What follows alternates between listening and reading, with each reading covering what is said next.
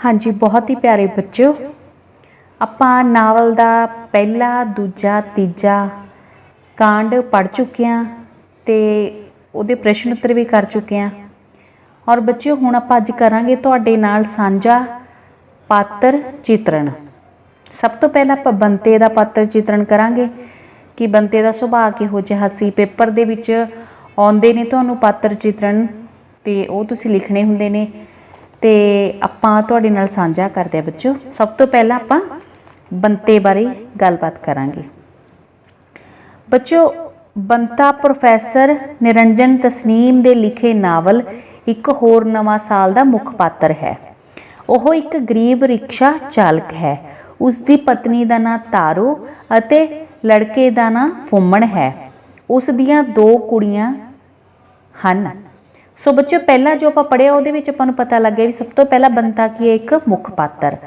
आप first point जो पहला पॉइंट बना के अगर आप वधिया इफैक्टिव वे नाल अपना पेपर करना चाहते हैं तो आप हर किसी के पात्र चित्रण नूं अगर आप हैडिंग बना के लिखीए उसका तो वधिया बेटा अपना प्रभाव पैंदा है। सो हैडिंग जो अपना बनिया पहला वो यही हो गया भी मतलब सब तो पहला तो वह मुख पात्र है तो फिर उसके परिवार की गल की जाए।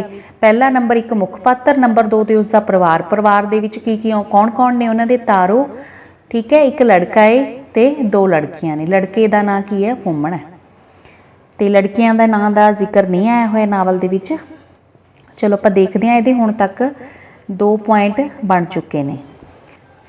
वह अपने जीवन विच कई मुश्किलों नाल जूझ रहा है। आप कह सकते हैं मुश्किलों नाल भरिया जीवन, उसका जो अगला हैडिंग है वो हौसले वाला ते आशावादी है। अगला पॉइंट आप की बना सकते हैं हौसले वाला ते आशावादी। वह अपने जीवन नूं सोहना बनाउण दा इच्छुक है। आशावादी दे विच ही आ गया। उसका जीवन संघर्ष भरिया है, जो आप पहला कहा सी मुश्किलां भरिया भी है, संघर्ष भरिया भी। वो सर्दी तो नहीं डरदा, सगों सवेरे 6 बजे रिक्शा लैके स्टेशन ते पुज जाता है। आप कह सकते हैं कि ਬੰਤਾ समय की कदर करता है भी वो सही 6 बजे कालका मेल कोल पहुँच जाता है। समय की कदर करने वाला, अपने काम की कदर करने वाला इंसान है। वो अड़ियल नहीं सगों दूजे की गल छेती ही मन लैंदा है तो वह हमेशा दूजियां की गल मनता है, दूजियां की इज्जत करता है। जदों सवारी घट पैसे दिंदी है तो एक अद्धी वार इनकार करके पैसे लै लैंदा है। भावें वह घर की माड़ी स्थिति कारण आप थोड़ा ही पढ़िया है। आप फिर उसकी पढ़ाई का जिक्र कर सकते हैं भी वह 5वीं फेल सीगा, घट पढ़िया सी, पढ़ना चाहता सी पर उसके पिता जी की मौत हो गई सी जिस करके वह पढ़िया नहीं। वो चाहता सी 4वीं पास सीगा भी मैं पेपर जरूर देवां। स्कूल दे विच भी चला गया सी। वो मास्टर जी नूं कहा सीगा भी मैं फीस भरनी है, 6 महीनों की फीस भर के भावें बिना पढ़े पेपर दिते सी, पर वो चाहता सी भी मैं 5वीं फेल कहावां। इत्थों पता लगदा भी पढ़ाई का वो चाहवान सी, पर हालात वधिया ना होण करके वो पढ़ नहीं सकिया। पर वो बच्चों नूं वध तों वध पढ़ाउण दा चाहवान सी भी वो अपने बच्चों नूं पढ़ाउण दा चाहवान सी, मतलब वो पढ़ाई की भी कदर करने वाला इंसान सी। भावें वो गरीब सी पर किसी का नाजायज़ रोब नहीं सहारदा सीगा। वो अणखीला है। जदों कि रिक्शे ते बैठियां कुड़ियां नूं मजाक करन लई मुंडे आउंदे हन तां उन्हां नूं फड़न दा भी यतन करदा है, क्योंकि वो समझदा है कि रिक्शे ते बैठी सवारी की रखिया उसकी जिम्मेवारी है। तो आप देखिया बेटे नजायज़ जिहड़ा रोब नहीं किसी का सहंदा, क्योंकि आप जदों चल पिया सी उत्थों सरदारां दे मुंडे नाल लड़ के तां शहर दे विच आया सी। वो किसी का नजायज़ रोब नहीं सहारदा। वो अणखीला है। जदों रिक्शे 'च बैठियां कुड़ियां नूं मुंडे मजाक करते हैं तो उन्होंने फड़न का भी यतन करता है, क्योंकि वो समझता है कि रिक्शे विच बैठी सवारी की रखिया उसकी जिम्मेवारी है। आप देखिया भी वो नजायज़ रोब नहीं किवें नहीं सहारदा सी।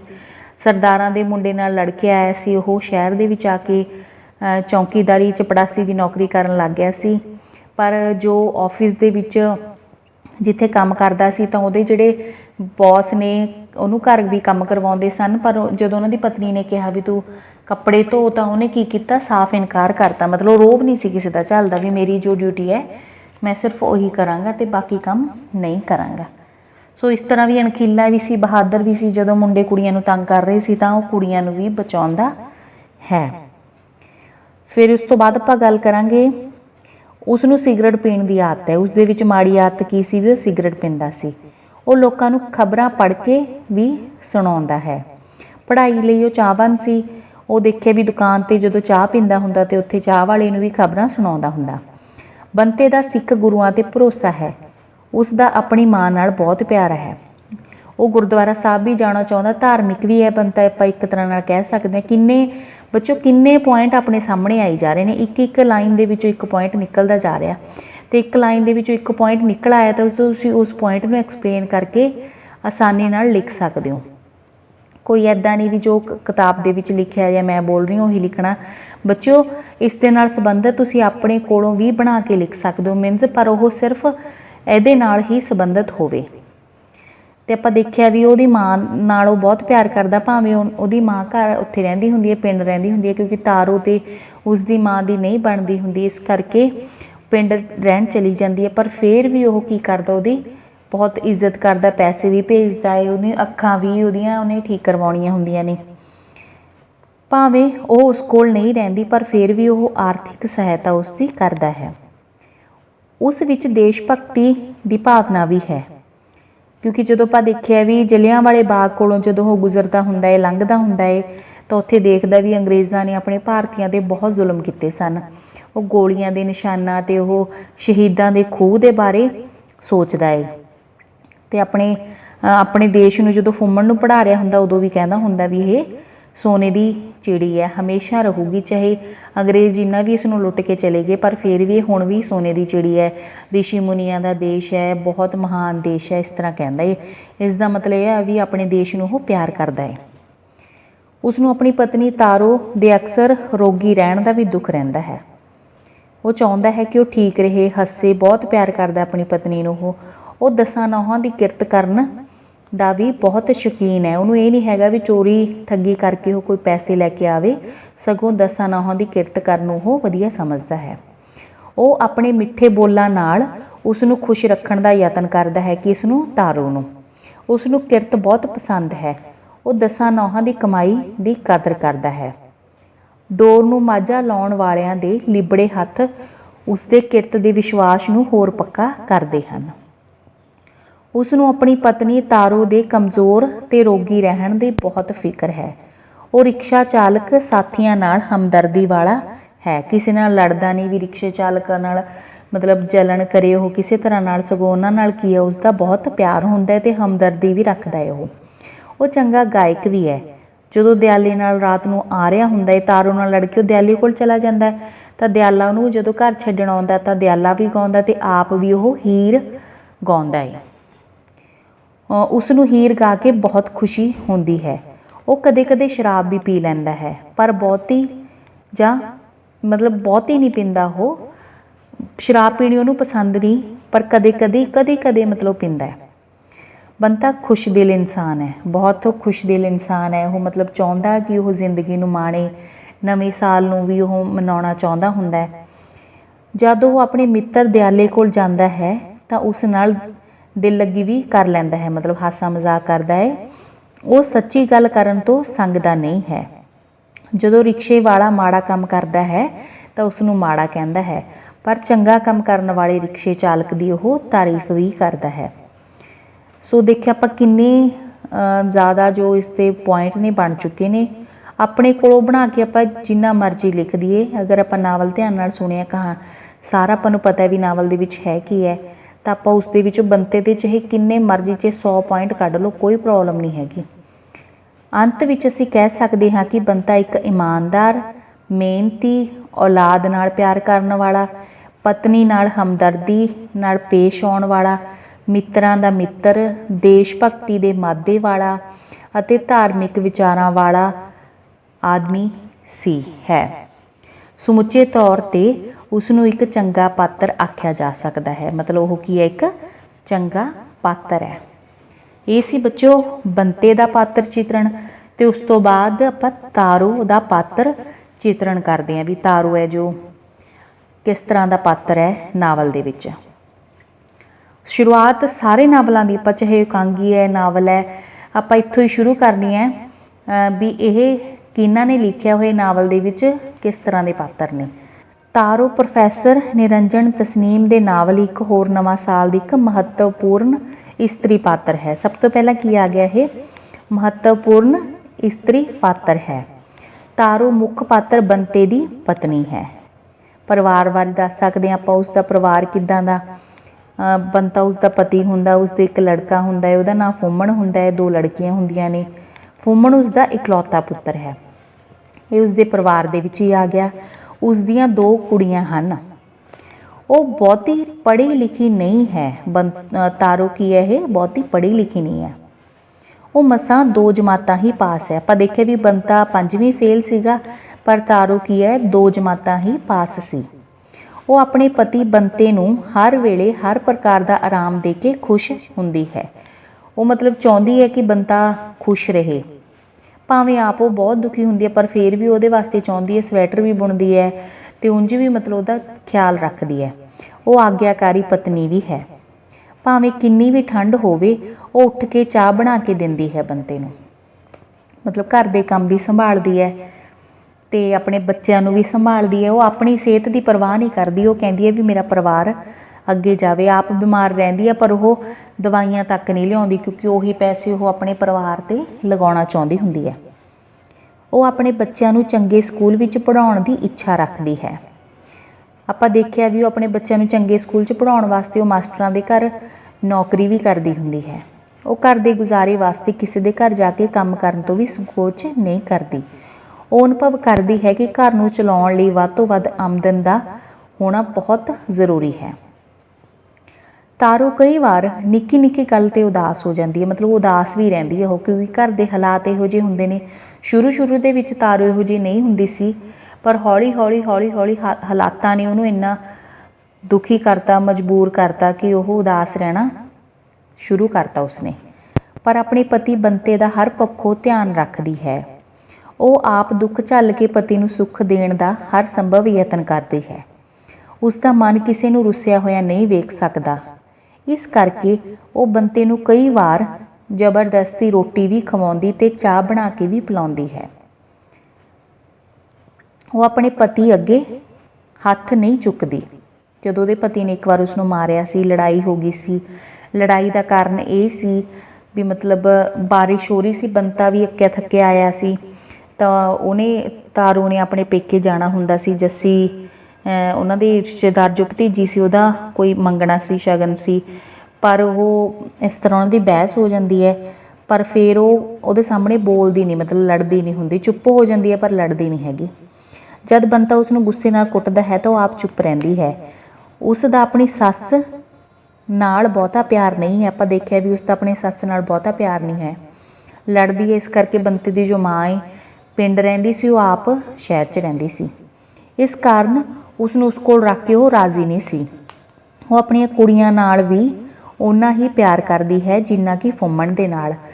जदों एक बार बंते ने फुम्मण नूं रिक्शे उपर बिठा के घुमाउणा सी, तां तारो ने कहा सी भी कुड़ियां नूं भी बिठा, क्योंकि कुड़ियां किहड़ा कोई बगानियां ने, इस करके तू इन्हां नूं भी घुमा के लैके आ। इस करके वो कुड़ियां नूं भी फुम्मण जिन्ना ही प्यार करती सी। उन्हें ये शब्द भी वरते सी भी ये कोई मतरेइयां नहीं हन, मतलब मतेर मतरेइयां भी नहीं हन, भी ये तेरियां ही कुड़ियां हन। वो धार्मिक विचारां वाली औरत है। बसंत पंचमी के मेले ते जाके गुरुद्वारा साहिब मत्था टेकण दी चाहवन है। उसनूं अपने पेकिਆਂ नाल बहुत प्यार है। वो किसी किस्म की फजूल खर्ची करन तो संकोच करती है। वो अपने घर की स्थिति अनुसार ही चलती है। वो फैशन परस्त भी नहीं अते सधारण जीवन बसर करके खुश रहण वाली औरत है। आपां देखिया भी वो कपड़े नहीं पाउंदी हैगी बहुते फैशनेबल। जो एक झग्गा पाया सी उन्हें काफ़ी देर तक बंता नूं कहंदा सी भी नਵੇਂ कपड़े सवा ला, पर वो नਵੇਂ कपड़े नहीं सवाउंदी, क्योंकि उस लिए सब तो ज़्यादा जरूरी की है उसका परिवार हुंदा है। अंत दे विच जो जो आपां उपरोक्त पॉइंट कड्ढे ने, पॉइंट बच्चों जिवें आपां कहा भी बंते वेले भी कहा सी बहुत कढ सकदे आ, 100 के करीब भी हो सकते हैं अगर तुसीं चाहो तां। क्योंकि जो पेपर लिखना हुंदा कदे भी ये चीज़ नहीं करनी हुंदी भी ये सानूं नहीं सी दित्ता। आपां खुल के जिन्ना भी अपने कोलों लिख सकते हैं, ਇਸ ਦੇ ਨਾਲ ਪਰ ਸੰਬੰਧਿਤ ਇਹ ਨਹੀਂ ਹੈ ਵੀ ਆਪਾਂ ਕੁਝ ਹੋਰ ਹੀ ਲਿਖੀ ਜਾਈਏ।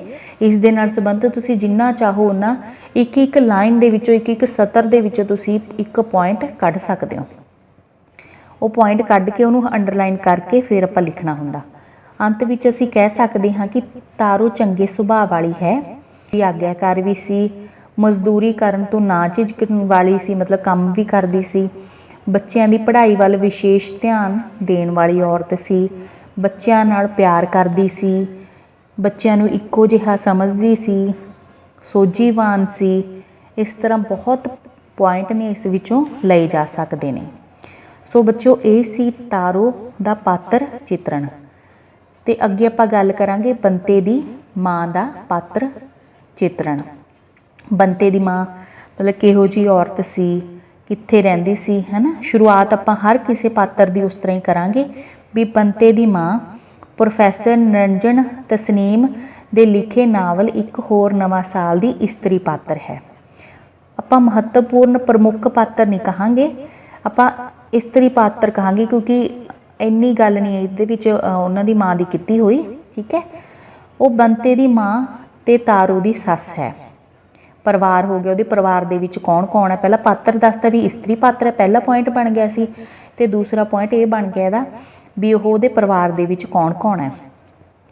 ਉਸ ਦਾ ਇੱਕ ਪੋਤਰਾ ਫੁੰਮਣ ਤੇ 2 ਪੋਤਰੀਆਂ ਹਨ।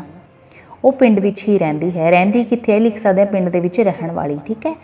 ਉਹ ਬੰਤੇ ਦਾ ਵਿਆਹ ਕਰਨਾ ਚਾਹੁੰਦੀ ਸੀ। ਵਿਆਹ ਦੀ ਚਾਹਵਨ ਇਹ ਅਗਲਾ ਪੁਆਇੰਟ ਦੇ ਕੇ ਆਪਾਂ ਉਹਨੂੰ ਅੰਡਰਲਾਈਨ ਕਰਕੇ ਉਸ ਤੋਂ ਬਾਅਦ ਉਸਨੂੰ ਐਕਸਪਲੇਨ ਕਰਨਾ ਹੁੰਦਾ ਥੋੜ੍ਹਾ ਜਿਹਾ, ਠੀਕ ਹੈ। ਉਹ ਚਾਹੁੰਦੀ ਸੀ ਵੀ ਬੰਤੇ ਦਾ ਵਿਆਹ ਜਲਦੀ ਹੋ ਜੇ, ਹਾਲਾਂਕਿ ਬੰਤਾ ਨਹੀਂ ਸੀ ਚਾਹੁੰਦਾ ਕਿਉਂਕਿ ਉਹਦੇ ਕਰਜ਼ਾ ਚੜ੍ਹਿਆ ਹੋਇਆ ਸੀ। ਉਹ ਚਾਹੁੰਦਾ ਸੀ ਵੀ ਕਰਜ਼ਾ ਉਤਾਰਦਾ, ਪਰ ਉਹਦੀ ਜੋ ਮਾਂ ਸੀ ਉਹ ਚਾਹੁੰਦੀ ਸੀ ਵੀ ਉਹਦਾ ਫਟਾਫਟ ਵਿਆਹ ਹੋ ਜਾਏ।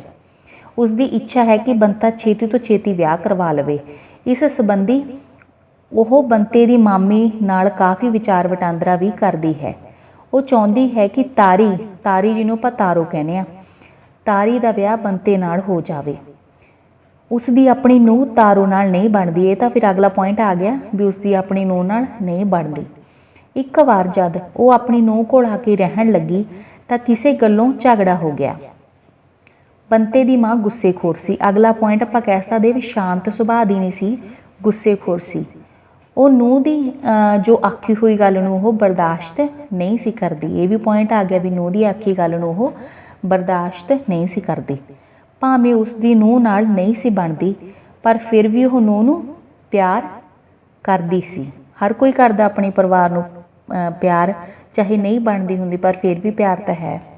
ਜਦ ਬੰਤਾ ਉਸ ਨੂੰ ਤੇ ਤਾਰੂ ਨੂੰ ਰਿਕਸ਼ੇ ਤੇ ਬਿਠਾ ਕੇ ਮੇਲੇ ਲਿਜਾਂਦਾ ਹੈ ਤਾਂ ਬੰਤਾ ਤੇਜ਼ ਰਿਕਸ਼ਾ ਚਲਾਉਂਦਾ ਹੈ, ਪਰ ਉਹ ਰੋਕਦੀ ਹੈ ਉਸ ਨੂੰ ਵੀ ਤੂੰ ਨਾ ਰਿਕਸ਼ਾ ਤੇਜ਼ ਚਲਾ। ਅਸਲ 'ਚ ਉਹਨਾਂ ਦਾ ਪਿਆਰ ਬਹੁਤ ਹੁੰਦਾ, ਪਰ ਆਰਥਿਕ ਤੰਗੀ ਕਾਰਨ, ਪੈਸੇ ਦੀ ਕਮੀ ਕਾਰਨ ਦੋਨਾਂ ਦੀ ਲੜਾਈ ਹੋਣੀ ਸ਼ੁਰੂ ਹੋ ਜਾਂਦੀ ਹੈ। ਤਾਰੂ ਜਿਸ ਦਾ ਸਰੀਰ ਕਮਜ਼ੋਰ ਹੈ ਉਸ ਨੂੰ ਘੁੱਟ ਕੇ ਫੜਦੀ ਹੈ ਤਾਂ ਕਿ ਕਿਤੇ ਉਹ ਡਿੱਗ ਨਾ ਪਵੇ। ਰਿਕਸ਼ੇ ਦੇ ਵਿੱਚ ਬੈਠਣ ਵਾਲੀ ਗੱਲ ਹੈ ਇਹ। ਇਸ ਤੋਂ ਪਤਾ ਲੱਗਦਾ ਹੈ ਕਿ ਉਹ ਤਾਰੋ ਨਾਲ ਹਮਦਰਦੀ ਵੀ ਕਰਦੀ ਹੈ। ਉਸ ਵਿੱਚ ਦਲੀਲ ਨਾਲ ਦੂਜਿਆਂ ਨੂੰ ਮਨਾ ਵੀ ਲੈਂਦੀ ਹੈ। ਕੋਈ ਦਲੀਲ ਨਾਲ ਗੱਲ ਕਰਕੇ ਦੂਜਿਆਂ ਨੂੰ ਕੀ ਕਰਦੀ ਹੈ, ਉਹ ਮਨਾ ਵੀ ਲੈਂਦੀ ਹੈ। ਅੰਤ ਵਿੱਚ ਅਸੀਂ ਕਹਿ ਸਕਦੇ ਹਾਂ ਕਿ ਉਹ ਆਪਣੇ ਪੁੱਤਰ ਬੰਤੇ ਤੇ ਉਸਦੇ ਪਰਿਵਾਰ ਦੀ ਸ਼ੁਭ ਚਿੰਤਕ ਹੈ, ਜਿਵੇਂ ਕਿ ਹਰ ਕੋਈ ਮਾਂ ਹੁੰਦੀ ਹੈ।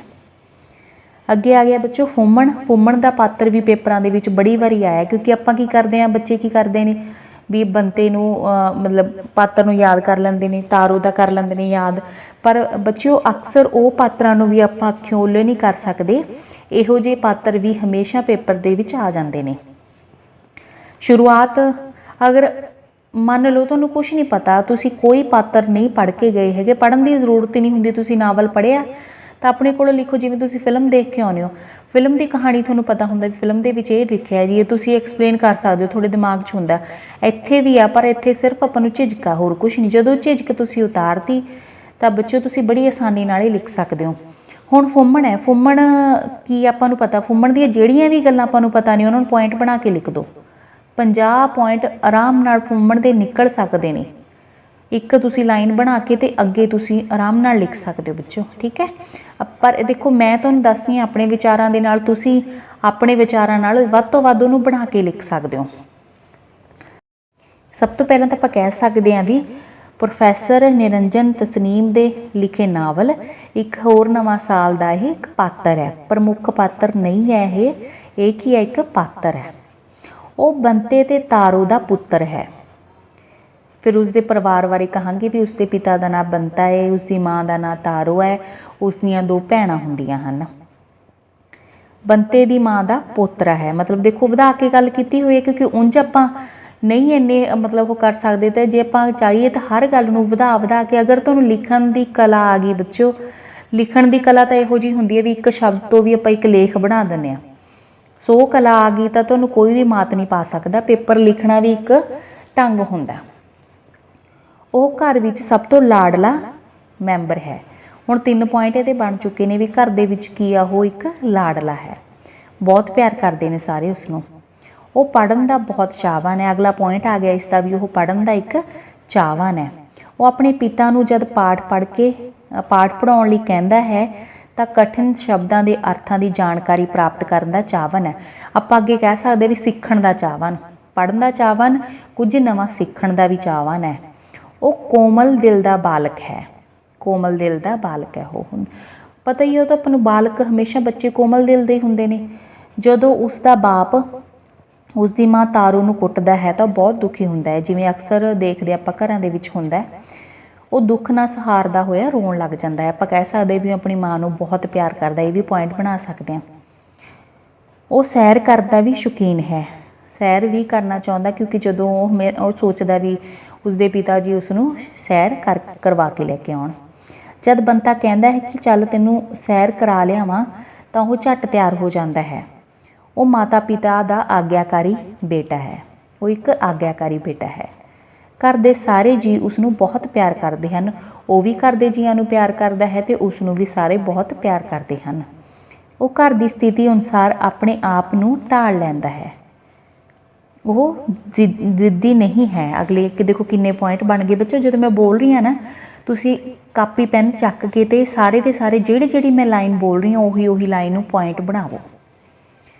सो अगे आ गया बच्चों, अंत दे विच कह सकते हैं भी वो कसाऊ मुंडा है, पढ़न का चाहवान हुंदा है, कोमल हिरदे वाला हुंदा है। इस तरह होर भी जिन्ने अगे मैं पॉइंट उपर तुहानूं दस्से ने वो सारे ने, तो ਜਿਹੜੀ सतर मैं तुहानूं बोली है वो सारे पॉइंट ही ने। उस तो इलावा तो जस्ट मैं एक तुहानूं बच्चों जानकारी दित्ती है, तुसी वधा चढ़ा के इहनूं जिन्ना मर्जी तुसी लिख सकते हो। उस तो बाद बच्चों आ गया इसका अगला पात्र है दयाला। दयाला की आप शुरुआत उत्थों ही करते हैं। आप दयाला प्रोफैसर निरंजन तसनीम के लिखे नावल एक होर नवां साल का एक महत्वपूर्ण पात्र है। वो बंते का गूढ़ा मित्र है। आप की कहांगे महत्वपूर्ण पात्र है, क्योंकि दयाला भी काफ़ी अहम भूमिका रखता है ये नावल के। नंबर 1 ये हो गया सी। नंबर 2 भी वो गूढ़ा मित्र है। नंबर 3 वो रिक्शा चला के अपना जीवन निर्भर करता है, रिक्शा चालक है। तो अगे खुश दिल इंसान, आप कह सकते भी दयाला की एक खुश दिल इंसान है। जब बंता उस कोल जाता है तो उसनूं बहुत मिलता। आप कह सकते हैं भी वो कि अपने दोस्तों नूं प्यार भी बहुत करता है। वो मेहमान निवाज भी है, मेहमान निवाजी करनी। जो बंता जिहो जिहे भी वो साधन होंगे ने, कप होंगे ने टुटे, आप देखे भी टुटी हुई डंडी का जो कप सी उहदे विच चाह बनाई सी, फिर उन्होंने छड्ड के आया सी। इहदा मतलब है भी वो बहुत चंगा मेहमान निवाज भी है। जब बंता उस कोल पुजदा है तो उसने अपने हत्थी चाह बना के पिलाउंदा है।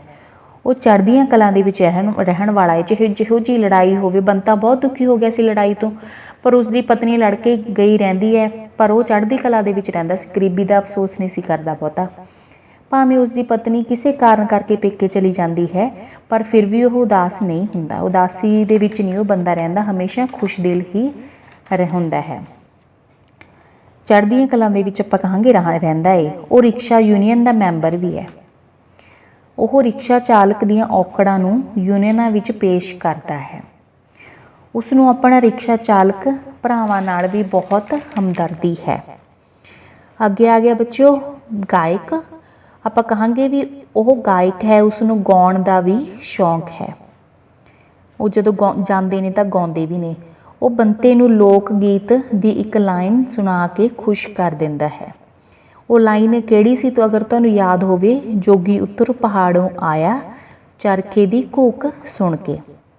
वो बंते नूं प्रेरदा है कि वह कुछ सुणावे। ਜਦੋਂ ਬੰਤਾ ਕਹਿੰਦਾ ਹੈ ਕਿ ਉਸ ਨੂੰ ਹੀਰ ਆਉਂਦੀ ਹੈ ਤਦ ਉਹ ਇੱਛਾ ਰੱਖਦਾ ਹੈ ਕਿ ਉਹ ਵੀ ਹੀਰ ਸੁਣਾਵੇ। ਉਹ ਹਰ ਸਮੇਂ ਦੋਸਤਾਂ ਦਾ ਚਾਹਵਾਨ ਹੁੰਦਾ ਹੈ, ਦੋਸਤਾਂ ਦੀ ਮਦਦ ਕਰਦਾ ਹੈ, ਉਹਨੂੰ ਬਹੁਤ ਖੁਸ਼ੀ ਮਹਿਸੂਸ ਹੁੰਦੀ ਹੈ। ਜਦੋਂ ਰਾਤ ਨੂੰ ਬੰਤਾ ਘਰ ਨੂੰ ਜਾਣਾ ਚਾਹੁੰਦਾ ਹੈ ਤਾਂ ਆਪ ਉਸ ਨੂੰ ਰਿਕਸ਼ੇ 'ਤੇ ਬਿਠਾ ਕੇ ਛੱਡ ਕੇ ਆਉਂਦਾ ਹੈ। ਅੰਤ ਵਿੱਚ ਅਸੀਂ ਕਹਿ ਸਕਦੇ ਹਾਂ ਕਿ ਉਹ ਸੱਚਾ ਮਿੱਤਰ ਹੈ, ਗਾਇਕ ਹੈ ਅਤੇ ਹਰ ਸਮੇਂ ਚੜ੍ਹਦੀ ਕਲਾ ਦੇ ਵਿੱਚ ਰਹਿਣ ਵਾਲਾ ਇਨਸਾਨ ਹੈ। ਸੋ ਬੱਚਿਓ, ਇਹ ਸੀ ਮਹੱਤਵਪੂਰਨ ਪਾਤਰ। ਪਰ ਇਸ ਤੋਂ ਇਲਾਵਾ ਜਿਵੇਂ ਆਪਾਂ ਦੇਖਿਆ ਵੀ ਅਸ਼ਕ ਅਤੇ ਪਰਵੇਜ਼ ਜਿਹੜੇ ਸੀਗੇ ਉਹਨਾਂ ਦੀ ਸ਼ੁਰੂਆਤ ਵੀ ਆਪਾਂ ਇੱਦਾਂ ਹੀ ਕਰਨੀ ਹੈ ਵੀ ਜਿਹੜਾ ਅਸ਼ਕ ਅਤੇ ਪਰਵੇਜ਼ ਕੀ ਸੀਗੇ, ਇਹ ਇੱਕ ਸ਼ਾਇਰ ਸੀ। ਜਦੋਂ ਰਿਕਸ਼ੇ ਦੀਆਂ ਸਵਾਰੀਆਂ, ਇਹ ਪੇਪਰਾਂ ਦੇ ਵਿੱਚ ਤੁਹਾਨੂੰ ਰਿਕਸ਼ੇ ਦੀਆਂ ਜਿੰਨੀਆਂ ਵੀ ਸਵਾਰੀਆਂ ਮਿਲੀਆਂ ਨੇ ਉਹਨਾਂ ਦੇ ਬਾਰੇ ਵੀ ਪੁੱਛਿਆ ਜਾ ਸਕਦਾ। ਅਗਰ ਤੁਸੀਂ ਨਾਵਲ ਨੂੰ ਧਿਆਨ ਨਾਲ ਪੜ੍ਹੋਗੇ, ਜੋ ਮੈਂ ਤੁਹਾਨੂੰ ਭੇਜਿਆ ਉਸ ਨੂੰ ਸੁਣੋਗੇ, ਆਪਾਂ ਸਾਰੀ ਤੁਹਾਡੀ ਵਿਚਾਰ ਚਰਚਾ ਤੁਹਾਨੂੰ ਉੱਥੋਂ ਹੀ ਨਿਕਲ ਆਵੇਗੀ। ਸਗੋਂ ਬੱਚੇ ਜਿਹੜੇ ਆਪਾਂ ਪ੍ਰਸ਼ਨ ਉੱਤਰ ਵੀ ਪਾਏ ਹੋਏ ਨਾ, ਉਹਦੇ ਵਿੱਚੋਂ ਵੀ ਆਪਾਂ ਪਾਤਰ ਚਿਤਰਨ ਕਰ ਸਕਦੇ ਹਾਂ। ਪਾਤਰ ਕੀ ਹੁੰਦਾ? ਕਿਸੇ ਬੰਦੇ ਬਾਰੇ ਜਾਣ ਪਛਾਣ ਦੇਣੀ। ਜਿਵੇਂ ਆਪਾਂ ਦੇਖਿਆ ਵੀ ਅਸ਼ਕ ਅਤੇ ਜੋ ਪਰਵੇਜ਼ ਸੀਗੇ ਉਹ ਕੀ ਸੀ, ਸ਼ੁਰੂਆਤ ਆਪਾਂ ਉੱਦਾਂ ਹੀ ਕਰਨੀ ਆ ਵੀ ਇਹ ਪ੍ਰੋਫੈਸਰ ਨਿਰੰਜਨ ਤਸਨੀਮ ਜੀ ਦੇ ਲਿਖੇ ਨਾਵਲ ਦੇ ਪਾਤਰ ਨੇ, ਪਰ ਮੁੱਖ ਪਾਤਰ ਨਹੀਂ ਹੈਗੇ, ਇਹ ਪਾਤਰ ਨੇ। ਫਿਰ ਆਪਾਂ ਲਿਖਾਂਗੇ ਵੀ ਉਹਨਾਂ ਨੂੰ ਲਿਖਣ ਦਾ ਸ਼ੌਂਕ ਹੁੰਦਾ, ਸ਼ਾਇਰ ਹੁੰਦੇ ਨੇ ਉਹ, ਅਤੇ ਹਮੇਸ਼ਾ ਉਹ ਮਤਲਬ ਜੋ ਦੁਖੀ ਲੋਕ ਹੁੰਦੇ ਨੇ ਉਸ 'ਤੇ ਵੀ, ਕਿਉਂਕਿ ਉਹ ਬੰਤੇ ਦੇ ਵੀ ਕਹਿੰਦੇ ਨੇ ਵੀ ਕਵਿਤਾ ਲਿਖਣਗੇ। ਘੁੰਮਣ ਫਿਰਨ ਦੇ ਸ਼ੌਕੀਨ ਹੁੰਦੇ ਨੇ, ਪਰ ਇੱਕ ਨਹੀਂ ਜਾ ਸਕਦਾ ਕਿਉਂਕਿ ਉਹਦੀ ਸਿਹਤ ਖਰਾਬ ਰਹਿੰਦੀ ਹੈ। ਪਰ ਉਹ ਮੁਸ਼ਾਇਰੇ 'ਤੇ ਆਉਂਦੇ ਨੇ ਹਰ ਵਾਰੀ, ਜੋ ਜਨਵਰੀ 'ਚ ਹੁੰਦਾ ਹੈ। ਫਿਰ ਇਸ ਤਰ੍ਹਾਂ ਰਣਜੀਤ ਸਿੰਘ ਹਾਲ ਦੇ ਵਿੱਚ ਉਹ ਜਾਂਦੇ ਨੇ। ਇਸ ਤਰ੍ਹਾਂ ਇਹ ਹੋ ਗਿਆ ਬੱਚੋ, ਤੁਸੀਂ ਇਹਨਾਂ ਦੇ ਇਕੱਲੇ ਇਕੱਲੇ ਵੀ ਪਾਤਰ ਆ ਸਕਦੇ ਨੇ। ਇੱਕ ਫਿਰ ਇਹ ਸੀ ਲਾਜੋ, ਅਤੇ ਜੋ ਔਰਤ ਸੀ ਉਹ ਰਿਸ਼ਤੇ ਦੀਆਂ ਗੱਲਾਂ ਕਰਦੀਆਂ ਨੇ। ਲਾਜੋ ਉਹ ਔਰਤ ਦਾ ਮੁੰਡਾ ਹੁੰਦਾ ਹੈ ਅਤੇ ਲਾਜੋ ਕੀ ਹੁੰਦੀ ਹੈ, ਉਹ ਵਿਚੋਲਣ ਹੁੰਦੀ ਹੈ, ਜੋ ਕਿ ਬਹੁਤ ਰਿਸ਼ਤੇ ਕਰਾਉਂਦੀ ਹੈ। ਸੋ ਬੱਚਿਓ, ਮੈਨੂੰ ਆਸ ਹੈ ਵੀ ਤੁਸੀਂ ਚੰਗੀ ਤਰ੍ਹਾਂ ਇਹਨੂੰ ਸੁਣਿਆ ਹੈ, ਪਰ ਇਸ ਨੂੰ ਤੁਸੀਂ ਖੁੱਲ੍ਹ ਕੇ ਬੱਚਿਓ ਪਾਤਰ ਚਿਤਰਨ ਜੋ ਹੁੰਦਾ ਹੈ ਨਾ, ਉਹ ਖੁੱਲ੍ਹ ਕੇ ਬਣਾਉਣਾ ਸਿੱਖੋ। ਤੁਸੀਂ ਕਿਸੇ ਵੀ ਗੱਲ ਦੇ ਵਿੱਚ ਆਪਾਂ ਝਿਜਕ ਨਹੀਂ ਰੱਖਣੀ ਵੀ ਇਹ ਕੀ ਹੈ ਕੀ ਨਹੀਂ ਹੈ, ਮੈਨੂੰ ਨਹੀਂ ਸਮਝ ਆਉਂਦਾ, ਮੈਂ ਨਹੀਂ ਲਿਖ ਸਕਦਾ। ਕਿਉਂ ਨਹੀਂ ਲਿਖ ਸਕਦੇ? ਜਦੋਂ ਆਪਾਂ ਇੰਨੇ ਪ੍ਰਸ਼ਨ ਉੱਤਰ ਕੀਤੇ ਨੇ, ਉਹਨਾਂ ਦੀ ਘਟਨਾਵਾਂ ਹੀ ਆਪਾਂ ਪਾਤਰਾਂ ਦੇ ਵਿੱਚ ਲੈ ਕੇ ਆਉਣੀਆਂ ਨੇ। ਆਪਾਂ ਦੇਖਣਾ ਵੀ ਕੋਈ ਬੰਦਾ, ਹੁਣ ਇੰਸਪੈਕਟਰ ਸੀ, ਇੰਸਪੈਕਟਰ ਨੂੰ ਆਪਾਂ ਕਹਾਂਗੇ ਇੱਕ ਪਾਤਰ ਚੰਗਾ ਨਹੀਂ ਸੀਗਾ, ਉਹ ਵੀ ਉਹ ਸ਼ਰਾਬ ਵੀ ਪੀਂਦਾ ਸੀ, ਦੇਖਿਆ ਵੀ ਉਹਦੇ ਬੰਤੇ ਦੇ, ਆਪਾਂ ਕਹਿ ਸਕਦੇ ਚੰਗਾ ਪਾਤਰ ਨਹੀਂ ਹੈਗਾ। ਫਿਰ ਸਾਰਾ ਕੁਛ ਲਿਖਾਂਗੇ ਵੀ ਉਹਨੇ ਸ਼ਰਾਬ ਪੀਤੀ ਸੀ, ਉਹ ਰਿਕਸ਼ੇ ਵਾਲੇ ਨੂੰ ਕਦੇ ਕਿਤੇ ਲੈ ਜਾਂਦਾ ਸੀ, ਲੋਕਾਂ ਦੀਆਂ ਮਜਬੂਰੀਆਂ ਦਾ ਫਾਇਦਾ ਉਠਾਉਂਦਾ ਸੀ, ਇਸ ਤਰ੍ਹਾਂ ਦਾ ਬੰਦਾ ਸੀ। ਸੋ ਇਹ ਤੁਸੀਂ ਆਪਣੇ ਕੋਲੋਂ ਬਣਾ ਕੇ ਲਿਖ ਸਕਦੇ ਹੋ। ਠੀਕ ਹੈ ਬੱਚਿਓ, ਅਤੇ ਮੈਨੂੰ ਆਸ ਹੈ ਵੀ ਤੁਸੀਂ ਧਿਆਨ ਨਾਲ ਇਸ ਨੂੰ ਸੁਣਿਆ। ਸੁਣਨ ਅਤੇ ਸਮਝਣ ਵਾਸਤੇ ਤੁਹਾਡਾ ਬੱਚਿਓ ਬਹੁਤ ਬਹੁਤ ਧੰਨਵਾਦ।